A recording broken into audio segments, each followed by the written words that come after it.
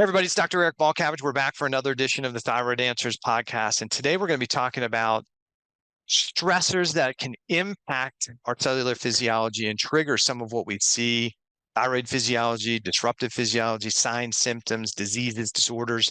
And we have a guest on today. Her name is Dr. Wendie Trubow, and she is the author of a recently published book called Dirty Girl. So we brought her on to talk about these things that can trigger the cell stress response on our physiology. Wendie, pleasure to meet you. How you doing today? Great, Eric. Thanks for having me on. Great to be here. Sure. So first of all, you're an MD, correct? Correct. So the nature of how you practice is more functional, or what we might say integrative. Is that correct? Yeah, I'm 100% functional medicine oriented, and yes, definitely integrative, but I would say functional medicine is the platform I stand on at work. So how did you get there? Yeah, Because that's probably not your foundational training, right? No, not at all. Yeah, no. My husband actually was into functional medicine before I knew of the term. He mentored with a local Boston doc who was one of the old timers and actually just retired. And we were having our second kid, and I was the primary breadwinner. And Eric, I got out of bed because I had to. I felt awful. And he said to me, well, why don't you have a consult with my mentor before our insurance changes? And he only takes that insurance, and we're moving off that insurance. So I did. And I was 35 at the time. And he did what I considered to be a massive workup, right? I'm used to one CBC and a comprehensive metabolic panel and a pregnancy test, right? As an OB/GYN, that's all we did. And he did this food sensitivity, stool testing, blood work. And ultimately, I had a ton of gut dysfunction. I had a number of food sensitivities. And what I ultimately had was celiac disease, which is an autoimmune disease, end-of-the-road autoimmune reaction to gluten. So that was 35. And so that was my intro to functional medicine. So, but how did you justify this in your brain? Because these are different tests, different assessment of labs, different words and terminology that you probably didn't do a lot of studying or learning about in traditional medicine. How easily was it for you to go, okay, I can get on board with that? Yeah, no, I've always been a little bit of a maverick. And so in med school, when I was like, well, wait, the women get yeast infections after they get an antibiotic. Why aren't we helping them sort of presumptively, because antibiotics kill bacteria, they don't kill yeast. So it doesn't make sense to treat a bacterial issue without treating the yeast potential overgrowth and do probiotics. So I was really a maverick in med school and always really pissing off my teachers. Like, well, wait, why aren't we doing that? It doesn't make sense. And so it wasn't that for me huge of a leap to understand that, yeah, we're taking a different look at this. We're doing different testing. And then once I saw it, I could never unsee it. Mm-hmm. So you're 35, you're practicing physician at that point. Mm-hmm. And now you're getting healthier through this functional medicine approach. How do you make the shift in your medical practice? Yeah, well, about 3 years later, just under about 2 years later, my husband in early April said to me, I'm thinking July. My husband's also a physician. He's a family doctor. And I was like, okay, we have 2 young children at this point. I'm like, you're thinking July for a vacation? Because he's responsible for planning vacations. If he doesn't plan it, we don't go on them. So I'm all excited. I'm like, vacation? He's like, no, I'm opening up a functional medicine site. And I was like, oh, that totally wasn't on my radar. So he opened up a functional medicine practice, and I was his volunteer, right? I helped answer the phones and helped with marketing and helped with the website and helped do things. And I woke up one day about 5 months later, and I was still doing my OB/GYN work, and it was my high school reunion weekend. And I woke up and I was like, honey, I got to come join you, because he was down the street from me. And I used to send him the patients who I couldn't help. I'd be like, look, you've been here every Friday for what we call vaginitis Fridays, right? It's if Friday comes and you can't live with that itch or burn or smell for a minute longer, even though you've had it for 6 months, have to deal with it on a Friday before your partner comes back from the week. So I would send him patients, and the most notable one I sent him saying, look, I think she has celiac, and I think she has food sensitivity. I don't know what's going on with her. And she ended up having celiac. And I, at that moment, got kind of ticked off, like, why can't I do this? Right. I want to do this for people. My hands are good. I've delivered thousands of babies and done thousands of surgeries, but there's a lot of people who can do that. There's not a lot of people who can think about it. So I wake up in the morning on my high school reunion and I say to my husband, that's it, I got to join you. He was not drawing a salary yet. I was the primary breadwinner and I held the insurance. And I'm like, I got to come on board. I can no longer do what I'm doing. And he's like, sure, okay, we'll work it out. So I go to my high school reunion. I tell everyone I'm leaving my job on Monday. I submit my resignation letter. Tuesday morning, I find out I'm pregnant with our third child. I'm like, what have I done? I'm leaving my paid job for my unpaid job with no insurance. Like, I'm going to a startup. It always works out. It worked out. But I essentially left and went into functional medicine just like that. Wow, that's a big change. It's a leap of Yes. faith. And sometimes when you burn the bridge, right, there is only one direction to go. So I give you kudos. So now you got to learn, you got to do all this stuff. What's the big difference between, or you see it from your allopathic training and practice to this integrative or functional practice? What's the biggest challenges? Yeah, there's a lot. So traditional mainstream medicine, the average length of a visit is 7 minutes. And in 7 minutes, I can maybe cover one topic, but I can't do justice to it. And you don't understand why I've covered it or recommended that. So I think the biggest difference is the amount of time that we're spending with people and the philosophy of you are meant to be vital, vibrant, healthy, able, and interested in intimacy till you're at least 100, and every decade should get better than the one before. That is the major difference between traditional and mainstream medicine and what we do. So to do that, we use functional medicine, we use body work, we use integrative care, we use comprehensive state-of-the-art testing. We will send you to a life coach to figure out yourself, because we're looking at your physical body, your chemistry, your emotional, psychological balance, your social balance, and your spiritual balance. Put those together, that's your health. So the way we're practicing is just very different in the philosophy and approach, and we're using cool testing to get there. Yeah. And I think what's important is not everybody's ready for functional medicine, No. right? And I think that's the key to remember. I think when I was on the medical side of things before I came to this side of things, and you think, oh, when you're frustrated in that model, and you go, okay, that's bad, I'm coming to here. And why aren't especially as you start learning functional medicine, you go, how come they're not thinking like this? Mm-hmm. But that's not really what the job is. It's more of you don't have much time. You're doing more management of disease and management of signs and symptoms, which in functional medicine, we're really trying to get to the root cause. You can't do that in 7 minutes. You can't do an in-depth interpretation of somebody's labs in 7 minutes. And so it takes more time. And so, and the world looks totally different the bigger the picture you look. And unfortunately, in an insurance-based model, we don't get oftentimes the ability to take a big, good look at somebody's overall chemistry. Right. It becomes a narrower and narrower view. So now you're in functional medicine world. You've got the same or very similar sick people coming into your practice. What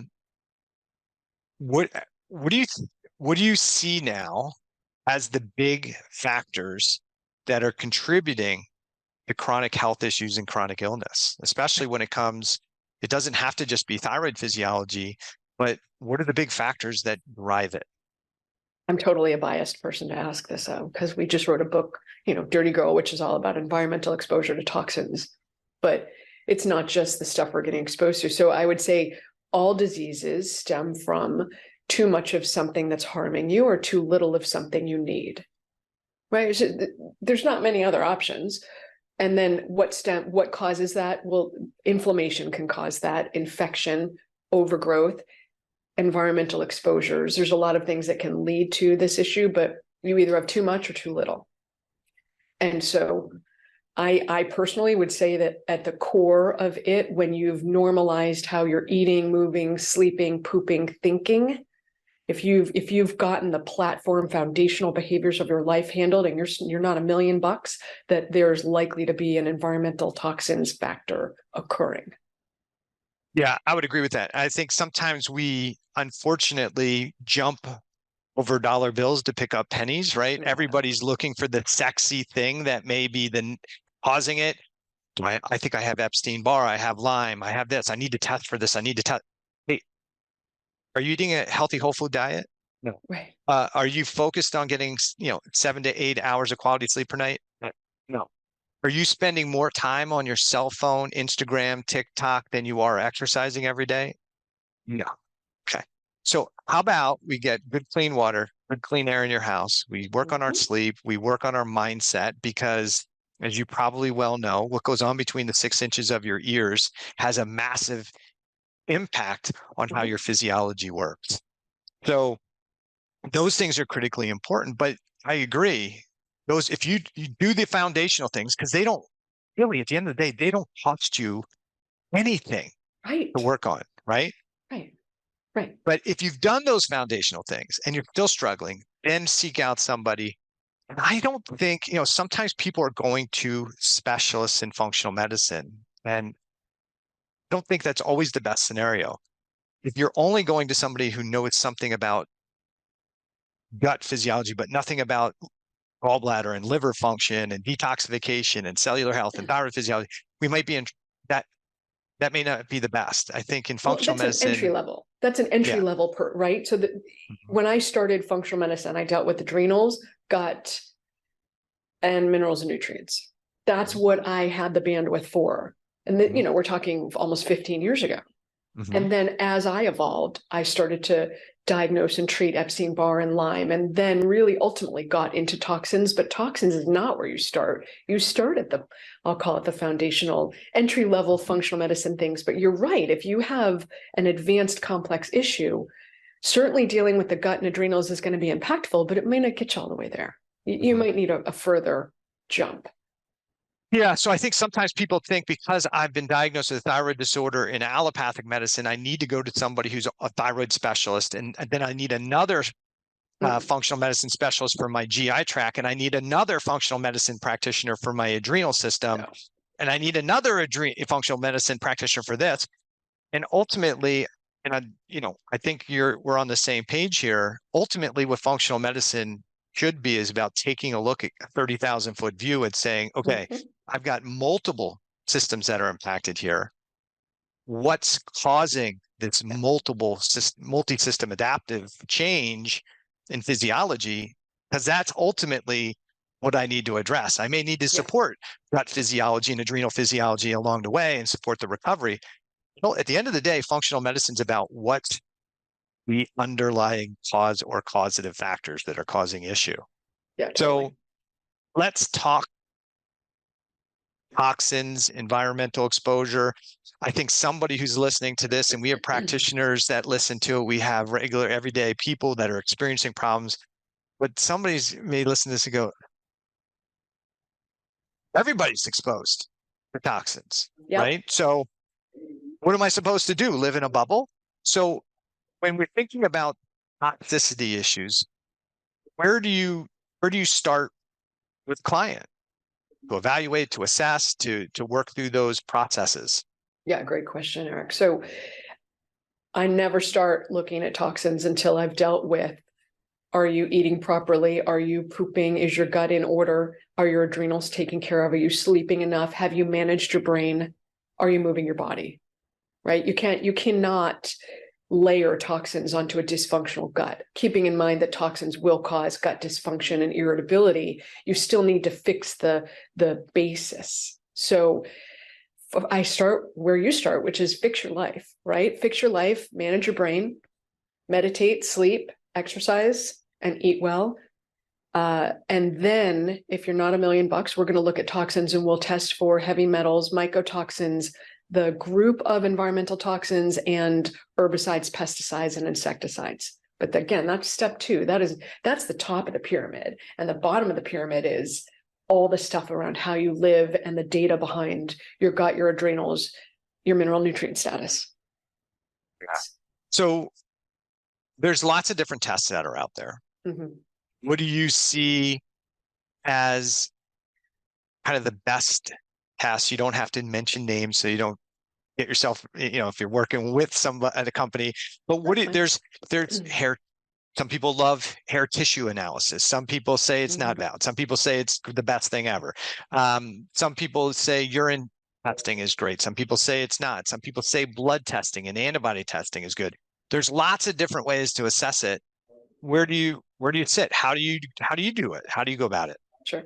So if I'm looking for whether someone has an acute exposure to heavy metals, I think blood is the best way to do it.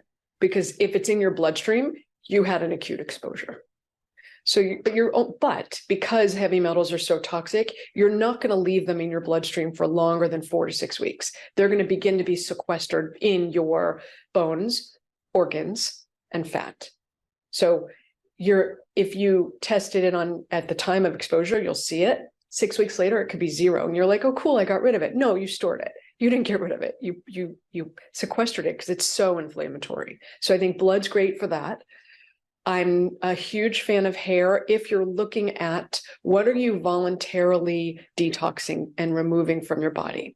Okay, so hair will tell you what you're able to process, but it doesn't tell you what you have stored because, again, it's toxic. So you're only going to excrete what you can pull out of your stores as your detox improves. So then my favorite way to look at what's being stored is by provoked urine tests. So these are not baseline. So the blood and the hair, I'll call them baseline tests. You can also do baseline non-provoked urine tests. Those, again, are going to tell you what are you voluntarily moving. The urine test, the baseline will also tell you if you've had an acute exposure. Okay. Then the provoked test, we use DMSA. It's a timed test, 6 hours. And we're looking at what is being pulled out of your system that you've stored in your bones, organs, fat. That's just metals. Okay. So I want to clarify something because some people talk about hair mineral analysis and they'll say that's a reflection of what's in the tissues. Other people would say what's being excreted from the body. What's your take? I'm looking at it only from a toxin standpoint. So if you see toxins on the hair, there's toxins present, but you don't have a sense of whether the body burden is high, low, medium, or high. All you have a sense of is, okay, there's something present. I don't use hair analysis for minerals. I use either blood or urine for minerals and nutrients. So okay. I don't want to comment on the mineral status in hair because I just don't use it. Okay. And then there's a discussion regarding provoked and unprovoked testing, right? I see a lot of people get unprovoked testing, and there's this discussion about provoked testing and the potential issues that could occur if you've got compromised barriers. Where do you stand on that? When you say compromised barrier, what do you mean? Well, if you've got, let's say there's compromised blood-brain barrier and you're releasing a bunch of toxins into the system, do you see that there's a potential risk of creating negative symptomatology as a result? Yes, and it's typically transient. So what I'll say to people is, look, you're going to do this test and you have 3 ways you could feel. You could feel amazing, best day ever, like you've never felt so good. That's actually how I feel when I do these tests. And when I take this, I have my best days ever. Recovery is amazing. Next day, I track my recovery very closely with my Whoop. My recovery is always good the next day.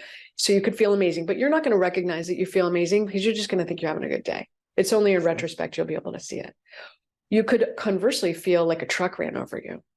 My mom, when she did this testing, she slept for 6 to 8 hours. She took it, and within an hour she went to bed. She's like, I practically missed the end date because I was sleeping. She was exhausted. You could feel achy, you could feel fatigued, you can have brain fog, you can have a headache. It's transient. It should go away within 24 hours. Now remember, Eric, we're not doing this on people who I would consider to be hypersensitive. So if you're someone who's hypersensitive and you can't tolerate even a drop of a treatment, I am not doing this testing on you. Okay, I'm waiting until we've stabilized you. Again, foundational platform, heal your gut, heal your adrenals, heal your mineral nutrients before we get to the more challenging things. We're not doing it on those patients. Or you could feel nothing. You could be like, I didn't notice anything. If you have an amazing day or a terrible day, we know you've got metals. If you have a nothing day, I have no idea we got to see the results. The answer I was really kind of digging for was the one you said kind of in between is, hey, we're not doing this at the start, right? No. This is because, and unfortunately, some people want to go there first, and somebody might be willing to do that. And I think that's where the greater concern is.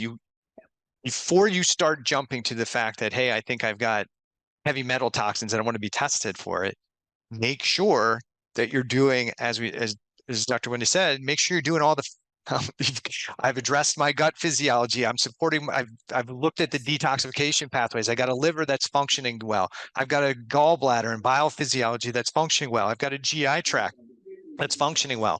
Yeah. Because if you start detoxing a bunch of things into a system that can't eliminate appropriately, you're in trouble. Yes. Okay. So let's then talk about, okay, so we've used some testing. We find this out. Somebody goes, well, how do I know? And let the listeners know, how do some of these, let's talk heavy metals first. If you're testing for heavy metals, how could they disrupt cellular physiology? How could they create some signs and symptoms? Yeah, so all of these toxins are extremely inflammatory, okay? So the body doesn't like having them just floating around the bloodstream. It's not homeostatic. It's really pro-inflammatory. So tell me, is the question you're asking, how would I know if I have these toxins, or what's happening in my body when I have these toxins? Let's go with both of those, because somebody might say, well, what might lead me to believe that I have a toxicity issue? So let's talk about what potential signs and symptoms can be. Okay, do you breathe? So if you breathe and you live on this earth, you have a toxins issue. Now, it might not be manifesting. So then you say, okay, how would I be suspicious that toxins are impacting my day-to-day health?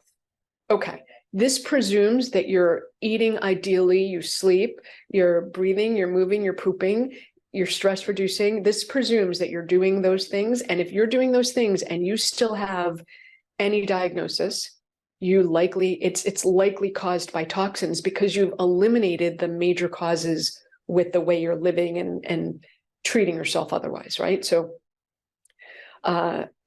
backing into it, the big, massive diagnoses that people typically manifest with when there's a toxic issue: autoimmune disease, degenerative disease. So autoimmune, celiac disease, ankylosing spondylitis, rheumatoid arthritis, degenerative diseases, multiple sclerosis, Parkinson's disease, dementia of all types, including Alzheimer's, and or cancer.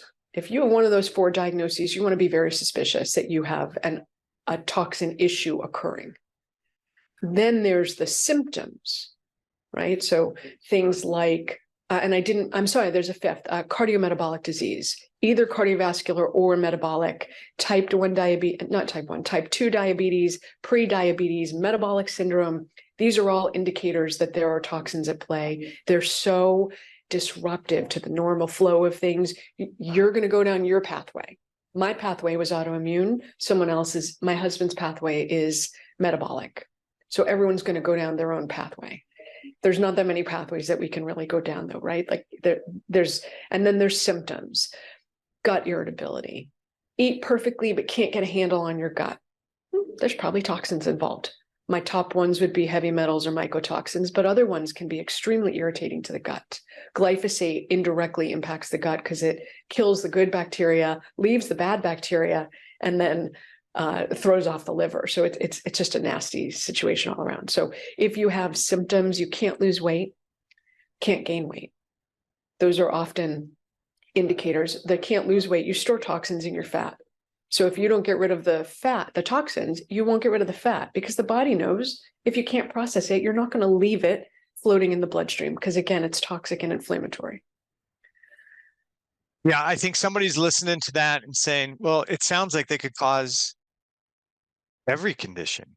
And the answer is yes. And I think the difference here in functional medicine is we don't look at one thing, one cause. One thing causes this one disease. This one thing creates this symptom only.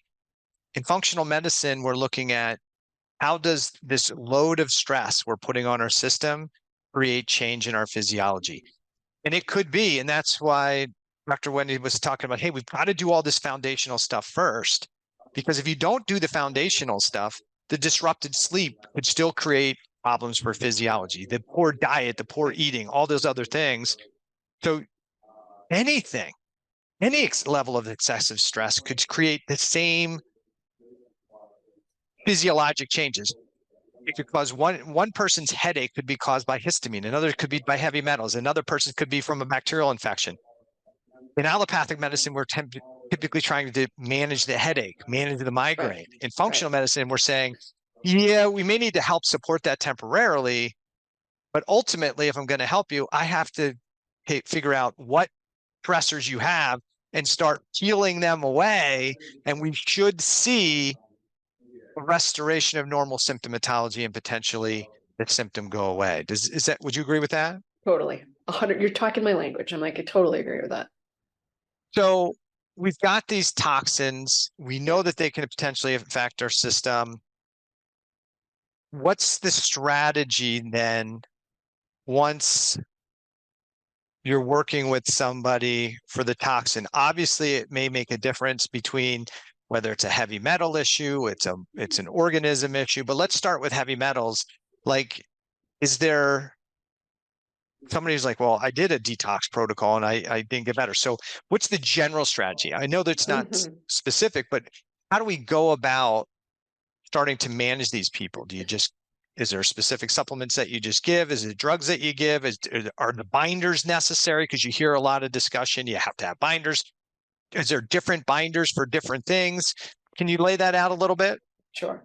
So the first thing that we need to start with is test, don't guess, right? You want to understand where to focus your efforts in this. Let's set the stage. Perfection is the enemy of good. You're never going to be toxin-free technically. What you're going to do is reduce your body burden to a place where the system can deal with what it's being exposed to. So that's the goal. And so what we're looking at is, first off, what do we have? What do we need to deal with? What's the highest priority? And how much can you deal with, right? So I'm an all-in kind of human. When I figured out I had lead, mercury, 5 strains of mycotoxins, a whole boatload of environmental toxins, I didn't have glyphosate. That was like one thing I didn't have, but I had a whole bunch of other stuff, including high levels of the toxins in nail polish, hence no nail polish any longer, high levels of gasoline fumes, not pumping my own gas any longer. So it's not about being toxin free. It's just about minimizing. So you have to figure out, what are you being exposed to? A. B, what are things that you can do to stop filling up your bucket with toxins? So for example, I stopped doing my nails. I stopped pumping my own gas. If you're going to buy a bed, you want to buy a bed that doesn't have flame retardants in it, because that's an endocrine disruptor, particularly for the thyroid. So you're going to want to start to peel off, get rid of the plastic storage containers for your food. If you're using any type of shampoo, hair, body product, makeup, beauty product, you're going to want to, as you run out of them, level up. Go to a cleaner version by using Think Dirty or Environmental Working Group as you run out. The things you clean your house with. Question everything, right? Unless it has the Environmental Working Group seal of approval, you can pretty much count on it's in some way contaminated. So go for highly rated or sealed products from EWG, Environmental Working Group, and level up as you run out. So stop filling up your bucket, A, and then based on the data you get, start to either. So when I was saying I had all of these toxins, I did not go one at a time. I was so sick, Eric, right? How sick you are is going to determine how important this is. So if you're like, hey, I'm not really that sick, but I'm also not in peak performance, and I'm an athlete and I want to level up, you're going to want to go systematically. If you're mild cognitive impairment progressing to moderate cognitive impairment, or you have multiple autoimmune diseases, or like me, you gain weight, you feel awful, your hair's falling out, you have a rash, your brain isn't working, it's important. Like, I make my living with my brain. And so I went all in and I treated everything at once. Most people aren't going to do that, right? Most people are going to say, okay, let's go systematically. Yeah. They do synergize. moving that flywheel from stalled detox into a effective detox, everything helps, everything synergizes. So the more you can do, the better it is, but you don't have to be perfect and do it all at once. You can do it systematically. And yes, there's binders for the mycotoxins. Metals takes a three-pronged approach. Bind the metals, replace the minerals and nutrients that are being pulled out, and improve the liver's ability to generally move these toxins. And then what's really nice is that most of the things that treat the metals and the mycotoxins also have some collateral benefits to the general environmental toxins. So a lot of them are pulled out. When you take glutathione for the metals, that also impacts a lot of the environmental toxins. Glycine, niacin, B12, they're all part of the treatment for metals, and they also help environmental toxins. So there's synergy that happens, but it's specific for what the problem is and how sick you are. Yeah, I think for a lot of people, they're in such poor health, poor emotional health, that saying, hey, you've got to get rid of, here's all the things that could be contributing to it, and trying to do it all one time for some people definitely be overwhelming. So I agree. Yeah. So I agree that, that you make the change. And I kind of talk about the free principle, which is filter what you can filter, right? And EWG is a great source for that. Start reducing your exposure. Eliminate if you can eliminate, and exchange, right? And I love that. EWG.org is a great place to do exchange, right? And 10 years ago, 15 years ago, we didn't have the resources, or there just wasn't the stuff available because everything was chemical laden. And so it was like, where am I going to get this information? But EWG continues to make it easier and easier to find products. And because more of us are looking for those products, they're easier to find because people can actually make an income selling these types of products, which I think is great. But there's the argument, and I'd like to hear what your opinion is on this. There's the argument that how could these things be toxic if somebody's approving them? Why do I have to change out my non-stick pans? Why would they be allowed to sell this stuff if it was harmful to my health? Why do I have to change my hair product? Who would put something toxic in nail polish, right? Or lipstick? So how do you answer that when somebody gives you that kind of pushback, maybe? We live in the United States where there is no requirement that a substance be proven safe before it's used in any way for you. Okay, so when you say, who's testing it? My response is, who's testing it? There's nobody testing. The only times it gets reported to the EPA is when there's an overabundance of probability that there's a problem. And then the EPA evaluates it.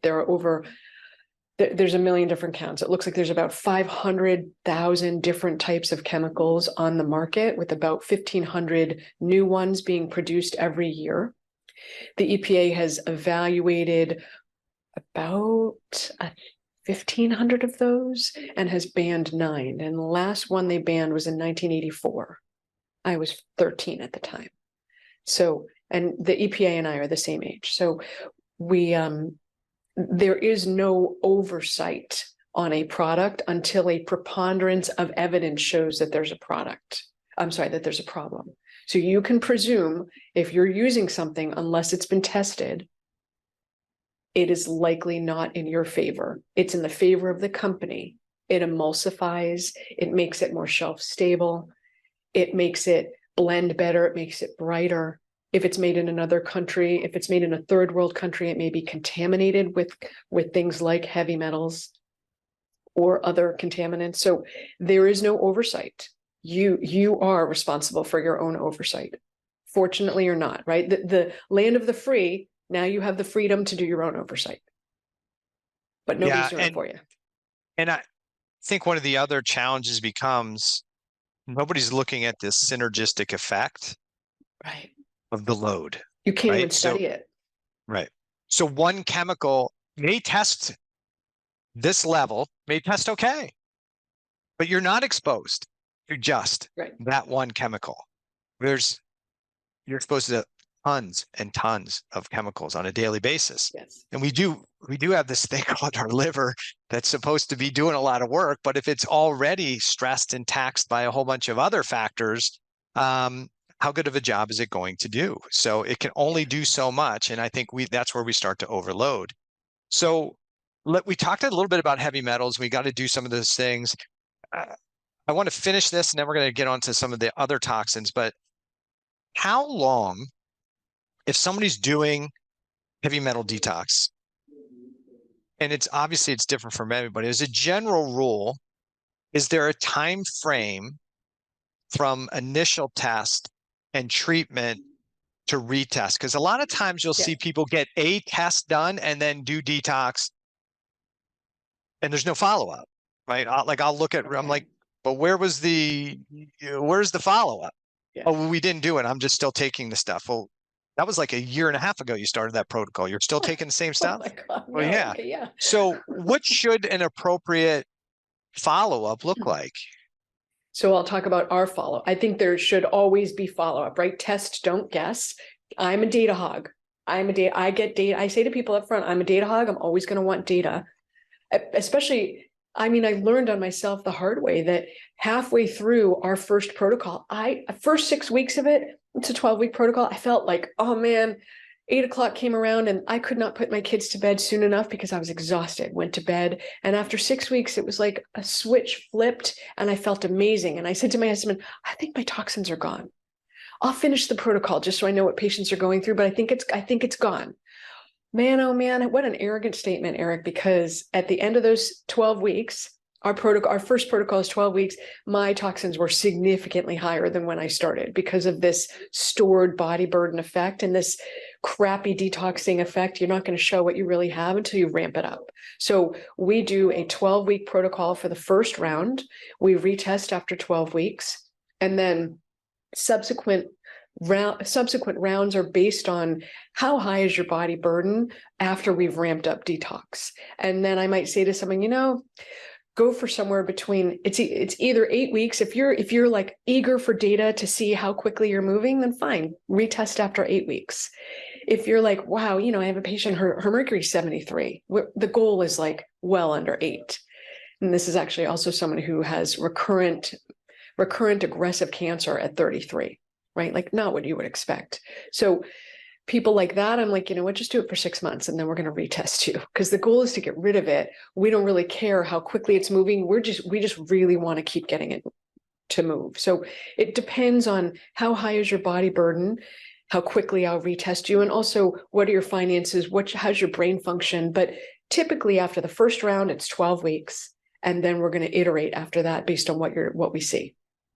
And so it's possible that somebody's initial follow-up test would look potentially worse than their first test. It usually looks worse, actually. That's what I warn people. Like, don't freak when you see your numbers go up.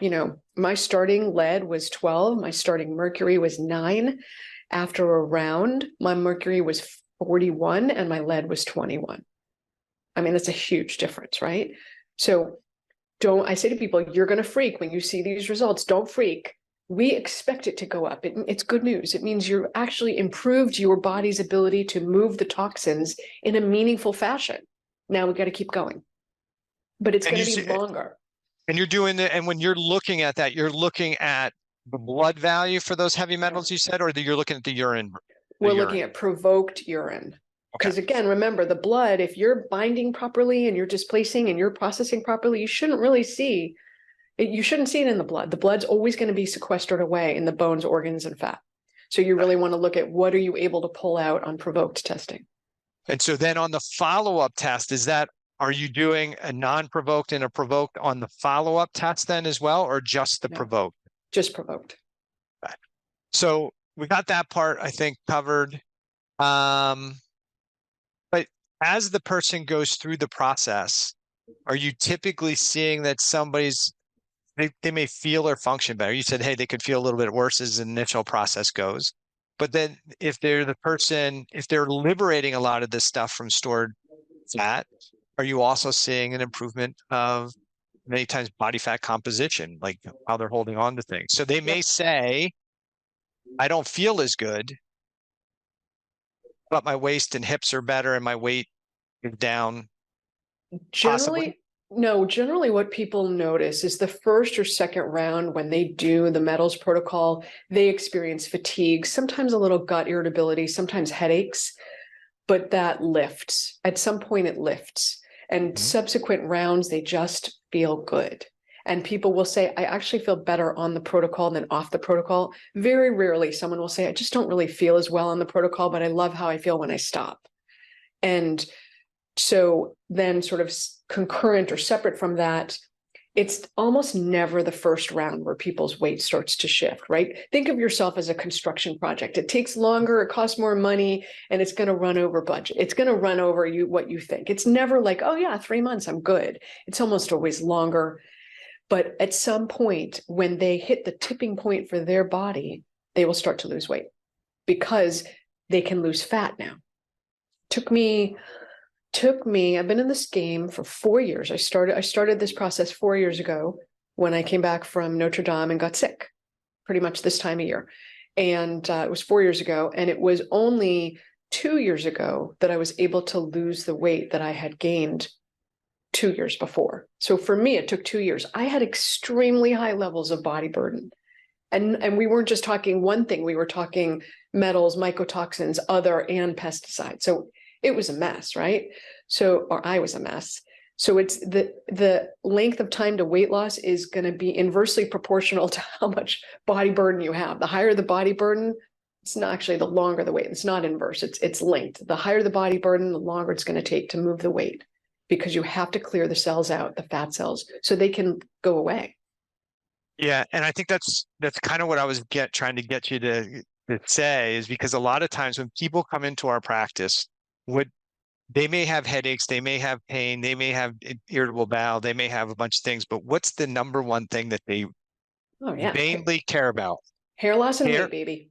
Hair and That's weight. it, right? So they their anticipation, and you may have a totally different practice than I do, and you have maybe a different clientele, but the two things they want to make that see better right away, I want my hair better and I want my weight gone like first. I'm usually having that conversation with them like, hey, other things, signs and symptoms are probably going to get better first. And that'll probably be the thing. Mm-hmm. You change your diet, change some lifestyle stuff. You may see a quick, rapid drop of fluid, of inflammation, but the real adipose tissue that's there, that's going to take some time in this kind of non-stress, less stressed physiology where the body's like, oh, okay, I can actually start burning off fat. I can start releasing some of these toxins out of the system, push them to a liver that actually works, and a GI tissue and GI and renal physiology that can get rid of them. So you're having the same conversation with your clients, like, yeah, I know you want to lose 50 pounds and your goal is in 2 months. Yeah, no. That ain't happening, right? No. We did a TV show, I think, with that, and it didn't end well. It does. It's not healthy, especially Yeah. rapid weight loss. A lot of people who do rapid weight loss will experience a Herxheimer reaction because you're releasing all of these toxins into the bloodstream, and the body's like, "Wait, I wasn't ready for this." And what can you? I'm not sure if you can do this or not, but can you explain the Herxheimer reaction and why too much, too fast can trigger? It could make an immune inflammatory process potentially worse. Yeah. So sometimes things get worse before they get better. And I'm okay with that, but they shouldn't be unbearable. And if you have, so a Herxheimer reaction is a reaction that you have when your body is in some way changing, hopefully for the better, but it's causing side effects that for you are unpleasant. So Lyme patients frequently Herxheimer when they start antibiotics or herbals to treat their Lyme. And what they'll notice is a flare in all the symptoms they normally have. So if their Lyme is characterized by brain fog and fatigue and gut irritability, all of a sudden they're like, oh man, I can't figure myself out. I'm getting lost on the way to work. My brain's not working. My fatigue is terrible. My gut's terrible. My joints are achy. And here's the fine line, essentially. If it's manageable, you can deal with it, then we say, okay, continue. If it's outrageous and it is life-altering and really tanking you, then that treatment's too much. You need to back it down, either stop or back it down significantly, because the goal is sometimes you'll flare, but you should be like, oh, I can manage this. I'm just a little more fatigued. I'm not terrible. So it's a question of what your body can deal with. And for the listeners, especially when from an organism standpoint, which you didn't get too far into that, when you have a lot of die-off of organisms, you get these things called PAMs, pathogen associated molecular peptides that get into circulation. That's like a piece of the organism, and that's what can bind to the immune cells and kind of activate this response. Like the immune system sees pieces of this organism that are into the bloodstream, and they can initiate this immune response, which you may feel crappy, but that is the appropriate adaptive response of the tissue, is to say, holy cow, there's all these pieces of debris, of organism debris. We've got a problem. So that can trigger that. And those PAMPs and even the DAMPs, there's a pieces of the damaged tissue, can bind to pattern recognition receptors at the thyroid and trigger potentially thyroiditis, which is why one of the things we want to do is make sure all the rest of the load is reduced before we get into this, so the immune system is already calmed down a bit and we're not continually upregulating that. So let's talk about environmental toxins, because glyphosate, you mentioned it. We've been told that glyphosate is perfectly safe for humans, and many of the pesticides that are used are safe for humans because they're minimal exposure. They don't have a problem, especially glyphosate. It can't harm a human.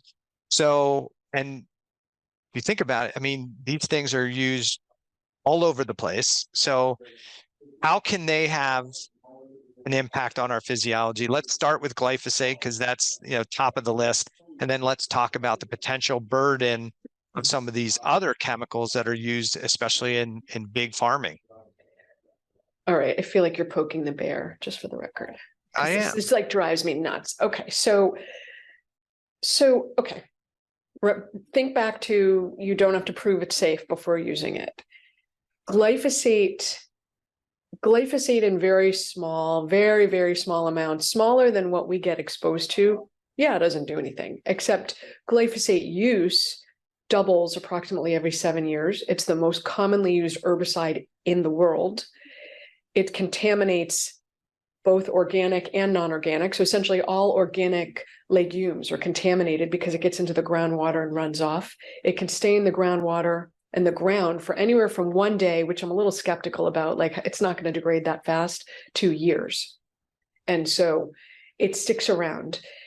It's mostly toxic to organisms that use the Shikimate pathway. Shikimate pathway allows organisms to make their amino acids. It interrupts that pathway. And so they die because they can't make their amino acids. Now, this impacts good bacteria in our gut. It does not impact bacteria like Shigella and Salmonella, which can be infections. So they're perfectly happy. They are not impacted by glyphosate, but the good bacteria, the protective bacteria, are. Okay, well, that's problematic. But let's go a level deeper, Eric, because I think that, I'm admittedly a tree hugger, okay? Like I'm not going to make any bones about that. I really believe that what happens in the earth is important for us. But let's go beyond politics of like, oh, you're a tree hugger, whatever. Let's talk about, if there are no bees, we don't have food, because bees are pollinators and take the pollen from plant to plant and allow us to have functioning fruit and vegetables.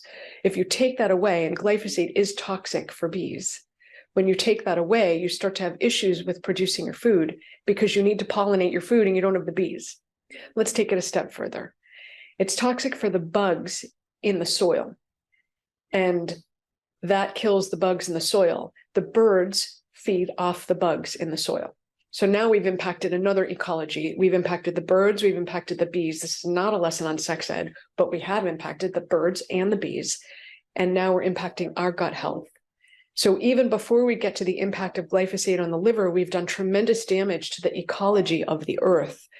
And if we don't have a functioning ecology, we have problems. You know, if you kill off how do I say this? Excuse me. How do I say small changes have unintended outcomes in other places? So if you remove entire phylum from the pecking order of this ecology, you start to throw off the whole system.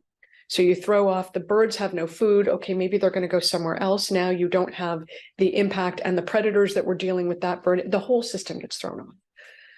Then you get to that glyphosate is directly toxic for our liver. And if you are exposed to glyphosate ongoingly and you're sensitive, you are at risk for liver, lymphatic liver tumors and cancers. And so it has a direct impact on us, but it also has a huge impact on what we're relying on to give us our food, which is the bees, right? If we don't have bees, we don't have food. So I've lost the plot in terms of the question because I went off on I think the key here is a ripple becomes the wave, right? Yes. And so if we're spraying essentially an antibiotic on foods, and we're saying, hey, it's going to kill the organisms, but it's the organisms in the soil, in and on the plants that break down and create soil, not dirt. Soil is the nutrient-rich component that these plants should be growing in, not a bunch of dirt. And if we lose the quality of the soil, then we lose the nutritional value of the plant. If we lose the nutritional value of the plant and we're consuming it, we're not then feeding ourselves well, nor are we feeding our gut biome well, and then that can lead to chronic issues. The other piece that we have to layer into that is when we don't have healthy soil and what we're planting in is dirt, now we have to add more chemicals to force growth and development, and we're trying to add back some forms of minerals into the system to support growth of the plant, which may not be in the natural ratios that they should be without this intervention, right? And then we have this stuff we call things, well, this can get political, but then we can wind up, because we have unhealthy soil, then we have problems with global warming, whatever your opinion is on that. But if we had better soil, we'd have better air. If we had better soil and better air, overall, we'd have better health because we'd need less stuff. So it does create this kind of ball rolling downhill. And what winds up is we just keep saying, we'll just make more artificial stuff to deal with it, instead of saying, hey, let's get back to root cause. We need less chemicals sprayed on our food. We need less chemicals sprayed onto our soil and our ground so we can grow what should have always been there to begin with, is a healthy, rich, deep soil. And nature loves diversity. Nature does not love monoculture. And monoculture is essentially what farming has evolved into. You know, we think of a farm and we think of like neat rows of all these different plants. But what farming really is miles of the same crop. And that's the reason we need all these spraying, because the nature wants it to be diverse. And we're like, no, only corn or only soy or only rice. But that's not how nature works. So we're really fighting against the natural order of, in a vacuum, nature will create diversity. We're looking for something mono, and that's why we need all these pesticides, but they ultimately do harm us. And actually studies have shown that organic food that's forced to sort of fight for its survival has a higher micronutrient, phytonutrient value than commercially grown food that has been essentially given, you know, like teach a guy to fish and he'll feed himself for life.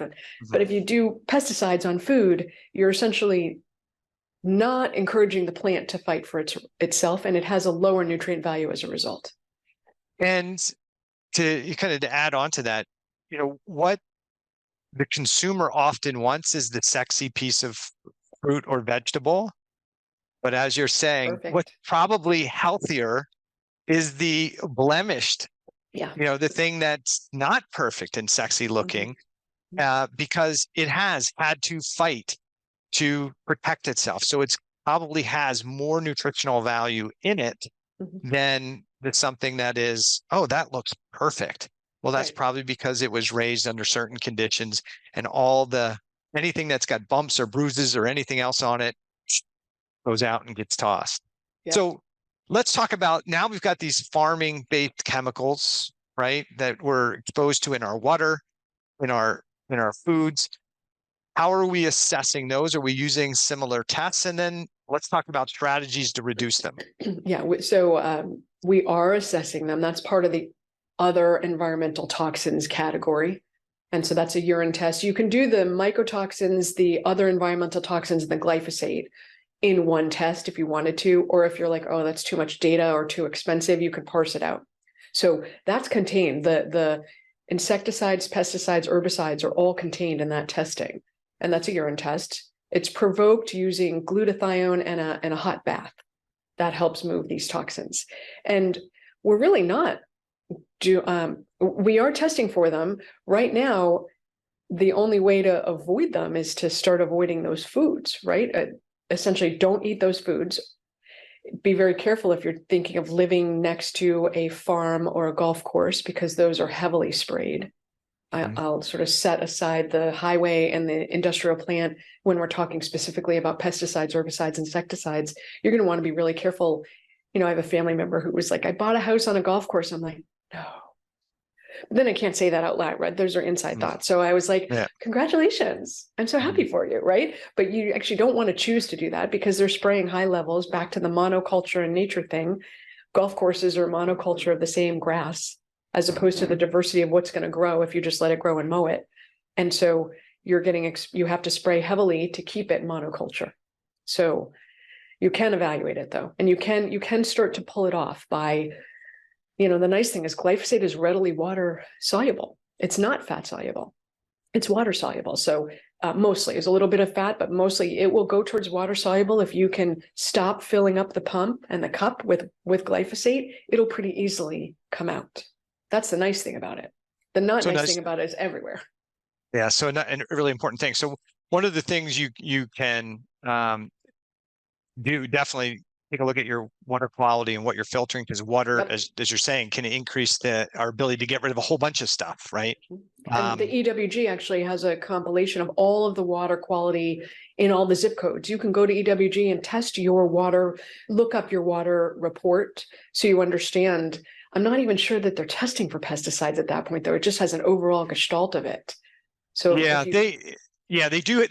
They can break it when you go there. They'll have some things there, but then there's a kind of a breakout screen, and you'll see the load of stuff that's in there. Some of it's chemicals, hormones. I mean, and when I send my clients there, is like one of the first things that we want to do is, okay, we need to be drinking healthy water. So let's go see what's there in your local water supply. People are like, how did they get away with that? I'm like, because it's not tested. Like every time you take that old prescription and dump it down the toilet, you think that it's going. But when we're going to one of these processing places, they're not necessarily clearing a whole bunch of hormones out of your water supply. So you can be getting those right back. I thought when I went to a water treatment plant that they would clear out all the drugs, all the hormones, all the things. And they're like, oh, no, we don't do that. I'm like, what? And so PFAS, don't forget about PFAS, which has just been regulated, but it's going to take a couple of years to trickle down into the local, and it's super expensive to get it out. But now communities are required to test and filter, but it's a crazy expensive endeavor. Yeah. And do you know, my friend Ben Lynch he turned me on to a website a number of years ago where you could actually put in your zip code and it would tell you all of it had the chemical factories and had some of the toxicity in the soils in your zip code. Ooh. I haven't been, I don't know that it got site. shut down. It went from being there to one day it was gone. I understand why. No comment. Yeah. So, but I don't know if you know of any site like that currently. No. That was super helpful. Yeah, that would be amazing. But what I would say to people is in the absence of data, presume that there is a challenge with your air and your water, and air and water quality back in 1989. So we're talking almost 40 years ago, 35 years ago, Massachusetts, go Boston, had a study that showed that 1 in every 6 deaths was directly attributable to air or water quality. In 1989, it's only gotten worse, people. So if to the best of your ability, to the best of your budget, actually, filter your air and filter your water, whether that's a room filter and a point of use or countertop filter, or a whole house water or air filter. Do what you can do to the highest level of your budget. Yeah. I tell my patients the same thing. There's some way that you can reduce the burden, and EWG is a fantastic resource for that as well. So we got about 10, 15 minutes left. So what I'd like to do is let's kind of wind this up. We want to talk about your book here in a second, but let's talk about like 3 to 5 practical strategies that somebody could start doing today to start just reducing the burden. Because I think that's where you should start is, like, I use the free principle. You probably have an analogy for whatever you do, but you got to start somewhere. So what's your recommendation, those 3 to 5 tips that somebody could start with? Yeah, I love this, Eric, because I'm all about how do you empower yourself and what agency you have and how do you take control of the narrative. So, you eat and drink every day. So look at minimizing the toxins you're putting in your body by eating food that either is grown organically or grown without pesticides, herbicides, insecticides. It doesn't have to have the seal of organic, but it has to at least reduce the pesticides, A. B, eliminate single-use plastic water bottles, not only because drinking from them gives you endocrine disruptors, which ultimately disrupt the thyroid and the adrenals and the female and male sex hormones, but also because they don't degrade. So they're sitting in you're essentially leaving a legacy for future generations to curse you and be like, why did they rely on these water bottles? Because they're super bad for the environment too.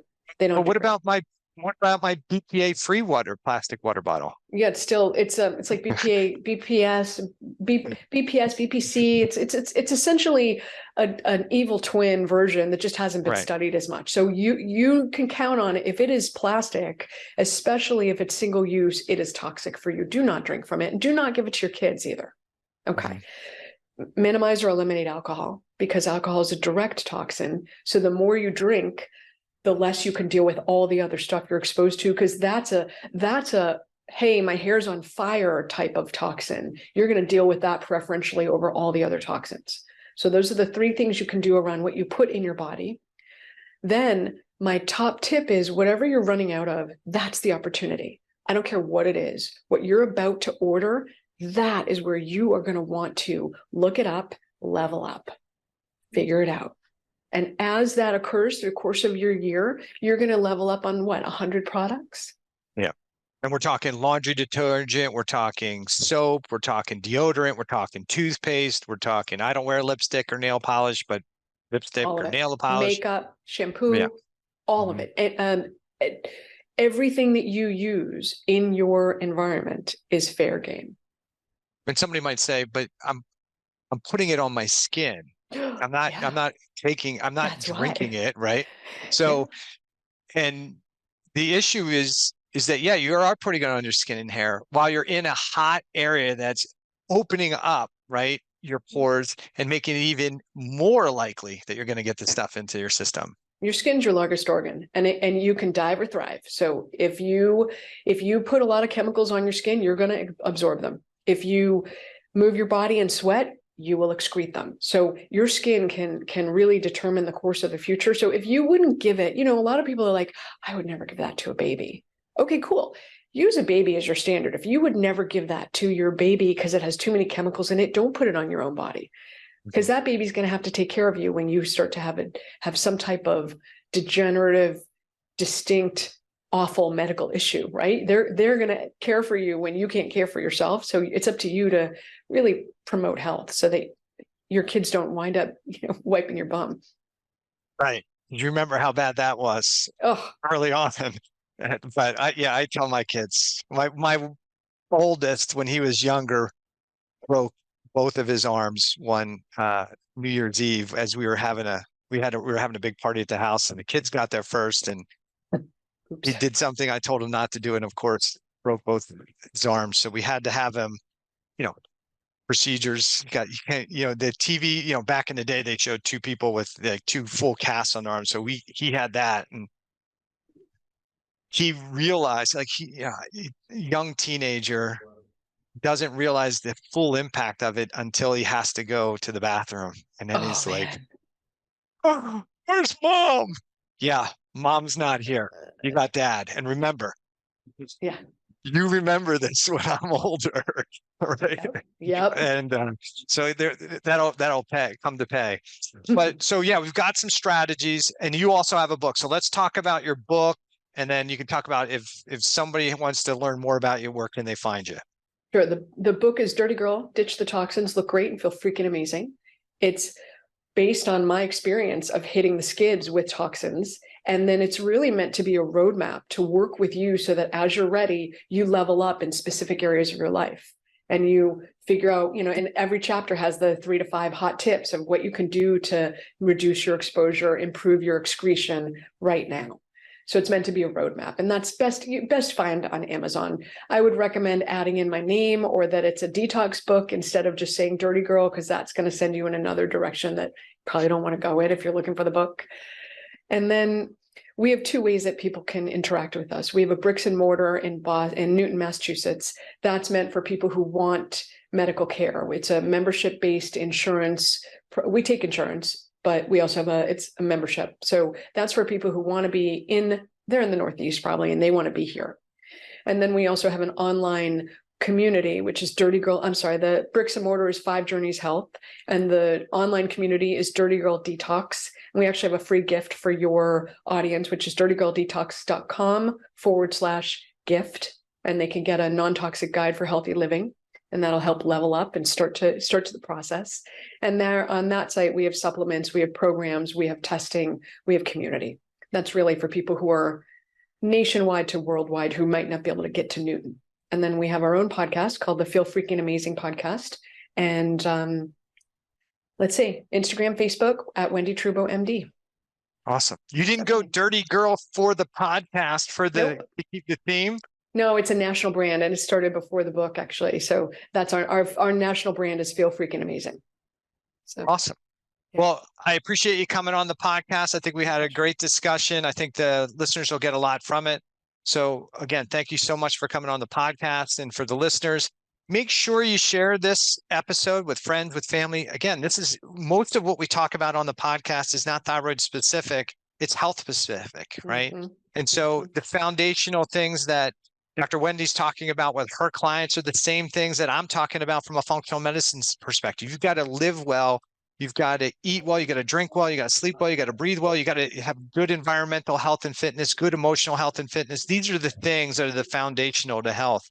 Before you spend too much time and money looking for this little thing that's creating all this chaos, make sure that you address the rest of the load. Raise your level, as she says, level up your physical fitness, level up your dietary fitness, level up your emotional fitness, level up your environmental fitness, level up, bring those things. I call them fitness factors, and you want to raise your level of fitness, but the concepts are the same and should be the same in functional medicine. Foundation is critical to health and well-being. It doesn't matter what your diagnosis is. These are the foundational principles to good health and well-being.